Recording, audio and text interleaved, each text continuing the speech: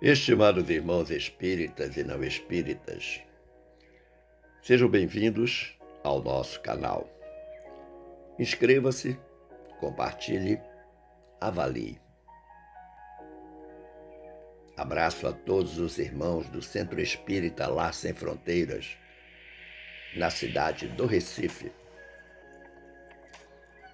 Agradecendo desde já a presença de todos, tanto presencialmente como através dos meios virtuais, ao tempo em que lhes convido para reflexionarmos sobre um tema ligado a este mês de dezembro. Seguramente o mês mais importante do ano para todo cristão, que é o mês em que se comemora o Natal de Jesus. Mais uma vez, a humanidade terrena vai comemorar a data do nascimento de Jesus. Muitos são os preparativos. Pinta-se a casa, compram-se móveis e utensílios novos, providencia-se a ceia natalina no melhor estilo possível. Sim, como esquecer a roupa nova e os presentes para os familiares e o amigo secreto.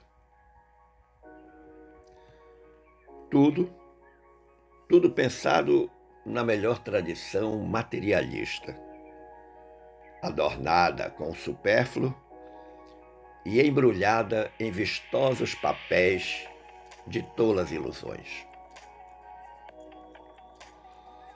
As casas, cheias de luzes, não conseguem esconder as trevas interiores de cada um de seus moradores. Muitos mergulhados nas falsidades e enganações do mundo. São corações entristecidos e mentes aparvalhadas, que num esforço hercúleo tentam transparecer uma felicidade do faz de conta. Cada um segue sozinho em sua estrada de dor e isolamento, à espera de uma palavra de carinho, um olhar de compreensão, um gesto de solidariedade. Se é possível que ainda não nos conheçamos o suficiente, menos conhecemos sobre Jesus, a nós apresentado na versão histórica, satisfazendo gostos e interesses menores da Igreja nascente sob a denominação católica, apostólica e romana.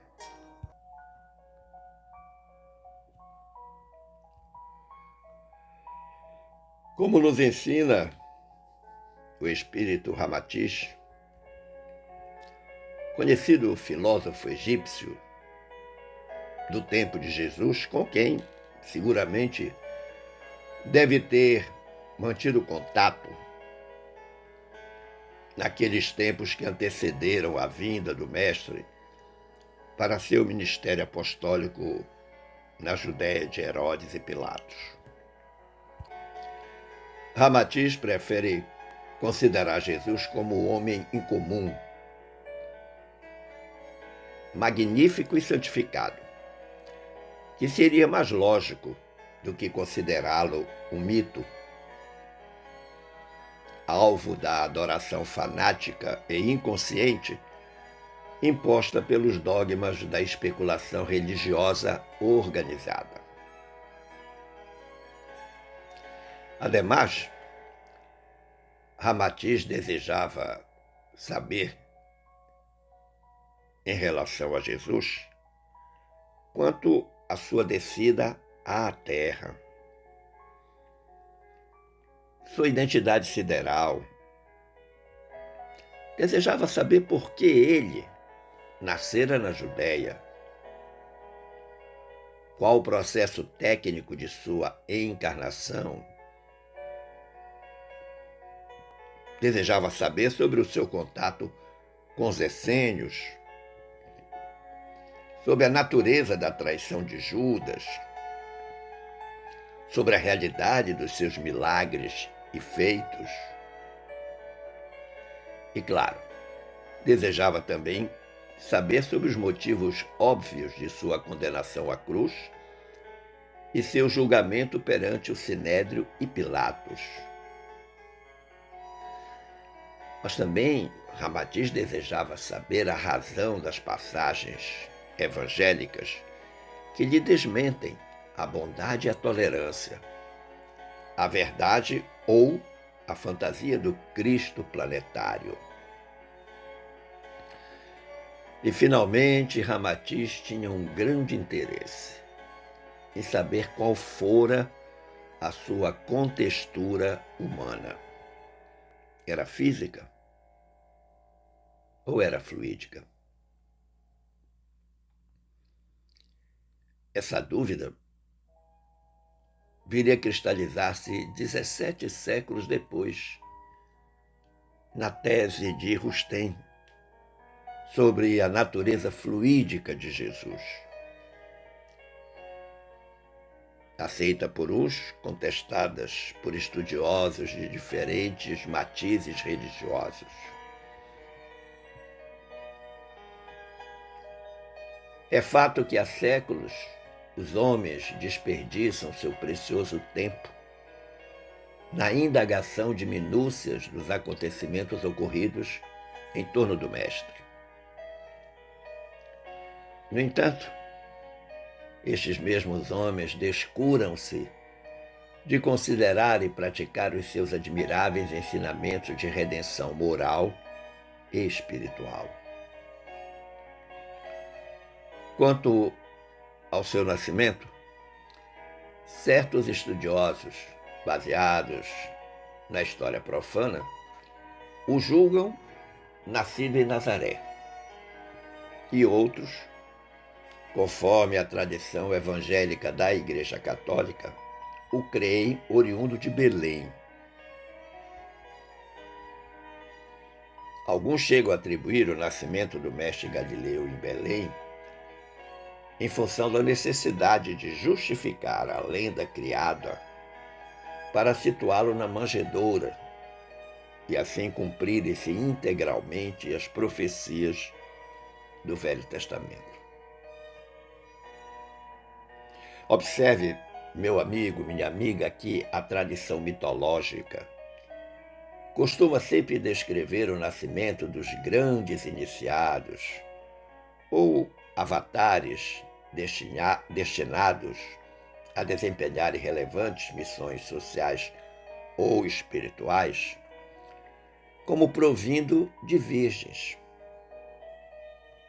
E sob misterioso esponsalício estranho à ordem natural do sexo e da gestação. Isso aconteceu com Krishna, com Lao Tse, com Zoroastro, Buda, Salivahana e outros instrutores espirituais que nasceram de virgens e através de processos ou fenômenos extraterrenos. Jesus, portanto, devido à sua elevada hierarquia sideral, também não escaparia de vir à luz do mundo sem alterar a virgindade de Maria e ser concebido por aquilo que se condicionou chamar por obra e graça do Espírito Santo.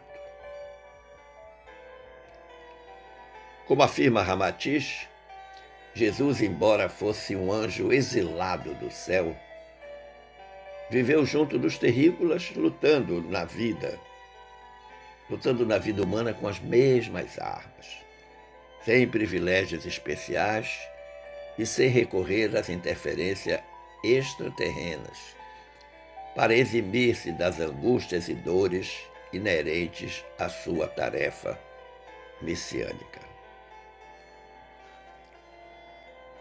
Não esqueçamos que Deus escolheu Jesus na Assembleia dos Espíritos Puros para a grande missão de torná-lo o governador espiritual do planeta Terra. O Ramatiz diz aí, do seu programa na Terra, destinou-se a libertar tanto o sábio e o rico, como o iletrado e o pobre. Por isso enfrentou as mesmas reações comuns a todos os homens, suportando as tendências instintivas e os impulsos atávicos, próprios de sua constituição biológica hereditária, embora lhe atribuíssem uma linhagem excepcional da estirpe de Davi. Quando nós observamos a genealogia de Jesus, nós vemos exatamente isso que Ramatiz estava dizendo. Mas ele diz ainda, o mestre mobilizava todos os recursos possíveis para evitar sua desencarnação prematura, cujo corpo de carne se ressentia do potencial elevado das vibrações sidéreas emitidas pelo seu espírito angélico. A luta de Jesus pela manutenção da própria vida foi titânica, embora ele soubesse tudo o que lhe fosse acontecer. Embora as paixões e os desejos estivessem na alma, Jesus também se via obrigado a mobilizar os seus recursos angélicos a fim de neutralizar as vibrações pesadas do ambiente em que se encontrava. Da mesma forma que as flores delicadas esforçam-se para resistirem aos ventos agressivos. E aí, muitas vezes, ele tinha que recorrer a esses recursos angélicos, como, por exemplo, desaparecer subitamente. Coisas que não estão relatadas nos evangelhos, mas que na bibliografia, entre aspas, paralela, nós encontramos muitas informações.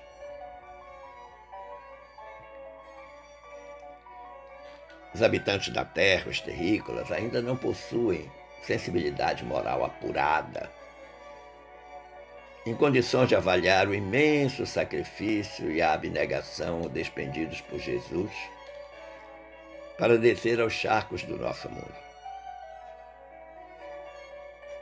Eles são bem menores que as lutas, angústias e os tormentos do pecador, de cada um de nós, no sentido de purificar-se até subir às esferas da angelitude. Diferente do martírio do anjo, o anjo descido da corte celestial, que renunciou às venturas celestiais dos mundos divinos para descer ao abismo pantanoso do mundo material, tal como fez Jesus. Como afirma Ramatiz, é bem mais fácil e cômodo despojarmos-nos dos trajes enlameados e tomarmos um banho refrescante do que vestirmos roupas pesadas e descermos ao fosso de lodo repulsivo e infeccionado, onde se debatem criaturas necessitadas de nosso auxílio. Mas uma pergunta não quer calar. Será que o mundo da época de Jesus difere muito do mundo atual? Pensando-se na perspectiva religiosa e moral. Como diz o Emmanuel, lá na obra Caminho da Luz, na época de Jesus, o mundo era um imenso rebanho desgarrado. Cada povo fazia da religião uma nova fonte de vaidades, salientando-se que muitos cultos religiosos do Oriente caminhavam para o terreno franco da dissolução e da imoralidade. Mas o Cristo, diz Emmanuel, vinha trazer ao mundo os fundamentos eternos da verdade e do amor. Sua palavra, mansa e generosa, reunia todos os infortunados e todos os pecadores. Escolheu os ambientes mais pobres e mais desataviados para viver a intensidade de suas lições sublimes, mostrando aos homens que a verdade dispensava o cenário suntuoso dos areópagos, dos fóruns e dos templos, para fazer ouvir na sua misteriosa beleza. Segue o Emmanuel dizendo: suas pregações na praça pública verificam-se a propósito dos seres mais desprotegidos e desclassificados, como a demonstrar que sua palavra vinha reunir todas as criaturas na mesma vibração de fraternidade e na mesma estrada luminosa do amor. Combateu pacificamente todas as violências oficiais do judaísmo, renovando a lei antiga com a doutrina do esclarecimento, da tolerância e do perdão. Espalhou as mais claras visões da vida imortal, ensinando às criaturas terrestres que existe algo superior às pátrias, às bandeiras, ao sangue e às leis humanas. Sua palavra profunda, enérgica e misericordiosa refundiu todas as filosofias, aclarou o caminho das ciências e já teria irmanado todas as religiões da terra se a impiedade dos homens não fizesse valer o peso da iniquidade na balança da redenção. Qual foi a missão de Jesus? Qual é a nossa missão enquanto cristão? Diria eu, meu amigo, minha amiga, que 3 objetivos devem nortear a ação dos homens na terra, baseados na afirmação dos espíritos superiores de que Jesus é nosso modelo e guia, tal como encontramos em nosso Evangelho segundo o Espiritismo. Que objetivos seriam esses? Que estratégias seriam essas? Primeiro, ter e exercer a autoridade moral baseada no Evangelho, com resistência a todos os arrastamentos do mal, fazendo do exercício da caridade, em sua mais ampla acepção, ou seja, moral, espiritual e material, o mais eficaz instrumento terapêutico e de progresso espiritual. O Evangelho não é apenas para ser lido, ele precisa ser sentido e praticado a cada instante da existência humana. Segundo objetivo, exercer o poder que a genética divina nos oferece. Sim, Nós somos criaturas do Criador, portanto, nós temos um DNA divino. E este poder que nós devemos exercer deve ser feito com justiça, equidade, bondade, prudência e sabedoria. É um quinteto poderoso da ação humana sobre a terra. E não se está falando desse poder temporal, atribuído pelos cargos, não. Mas o poder que cada um de nós tem por ser portador desse DNA divino. Exercer esse poder com justiça.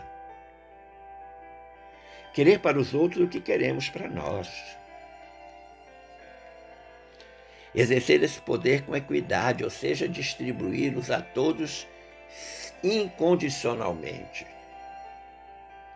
Com bondade. Aquela bondade que emerge do coração e que procura no bem-estar do próximo a sua maior realização. Exercer o poder com prudência, originada da calma e da paciência pela qual se examina os fatos, e exercer o poder com sabedoria. Diria eu, a sabedoria dos santos e dos justos. A sabedoria que advém do conhecimento que é praticado diariamente. E o terceiro objetivo é aprender a discernir sobre os resultados obtidos da prática vivencial. Porque nós devemos viver o que pregamos e experimentar a manifestação do poder de Deus em todas as áreas da nossa vida, da nossa existência. Porque a principal característica da ação do verdadeiro cristão é o seu efeito transformador. Transformador para melhor. Transformador que assinala progresso, evolução.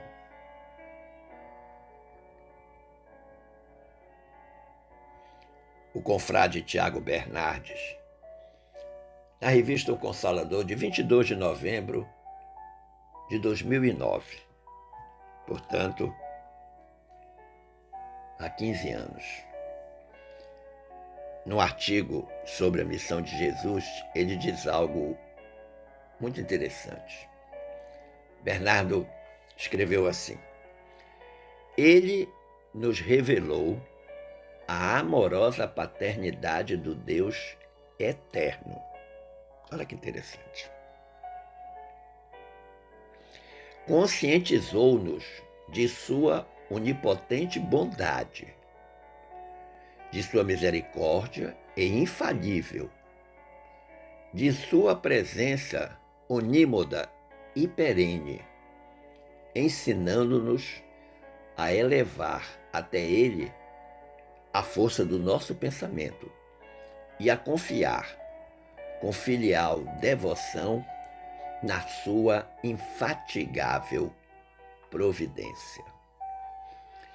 Essa foi uma das descrições mais belas que eu já vi sobre esse Jesus humano, esse Jesus espiritual.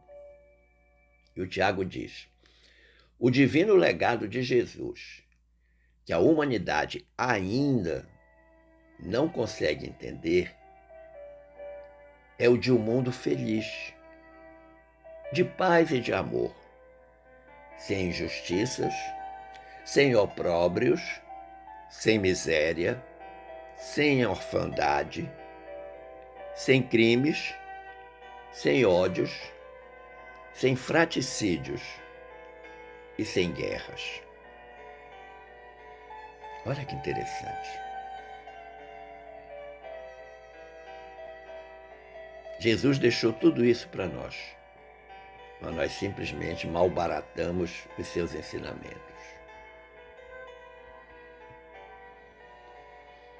Se os dados históricos da passagem terrena de Jesus estiverem certos, ou seja, tudo que a gente aprendeu, que está descrito aí, que a religião nos ensinou, estiver certo,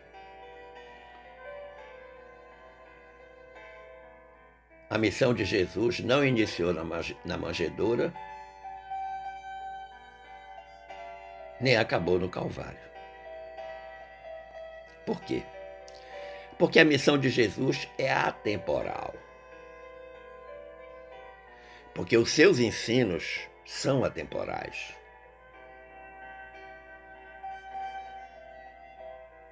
Quando ele mostrou que todos somos filhos do mesmo Pai, e nessa condição, somos irmãos. E que a destinação de todos nós, independentemente das diferenças que possam existir,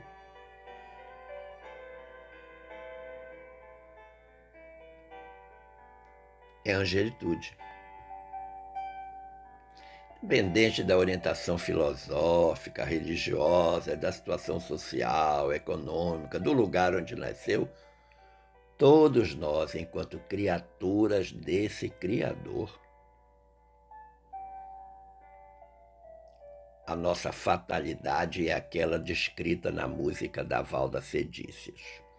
Um dia, todos nós seremos anjos. Entendamos que a lei de Jesus ressoa nos séculos que se seguiram à sua volta ao plano espiritual. Que lei é essa? A lei de amor. Mas a pergunta, já sabemos o que é amar? Do jeitinho que Jesus amou, que está lá na canção do Padre Zezinho. Tudo que conhecemos do Mestre, tudo que sabemos do Evangelho, estão nos tornando pessoas melhores. No crepúsculo deste 2024, num balanço sobre tudo que fizemos desde 1º de janeiro, podemos afirmar com segurança que já sabemos o que é amar? Amar como Jesus amou?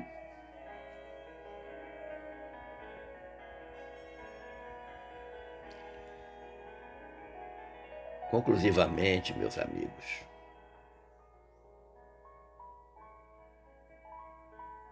por ignorar o amor de Jesus e o trabalho que vem realizando ao longo dos milênios em nosso benefício, por ignorar é porque nós permanecemos imersos em sofrimentos atrozes. Muitas dificuldades, muitos problemas. E ainda não sabemos enfrentá-los com o que eu chamo de dignidade crística. Nós precisamos conhecer e sentir mais Jesus. Estudar com dedicação os seus ensinos, aceitar o seu jugo, divulgar a sua mensagem de amor pelo testemunho inequívoco.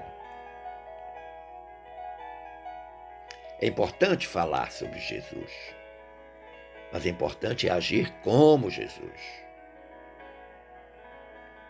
Essa criatura absolutamente extraordinária que dividiu a história pela sua presença em antes e depois. E de forma pedagógica traçou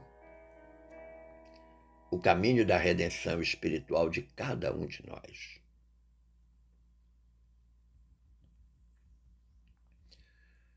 Para tanto, observemos que a lei de amor, ensinada pelo Mestre, se consagra no amor a Deus e ao próximo como a si mesmo. se consagra na fidelidade às leis divinas e no exercício permanente da justiça, da humildade e do perdão. Caminho único para acessar esse reino de Deus que já está entre nós. Esse é o Jesus cujo nascimento o nascimento mudou o mundo e que agora nós estamos mais uma vez a celebrar. Em 2024.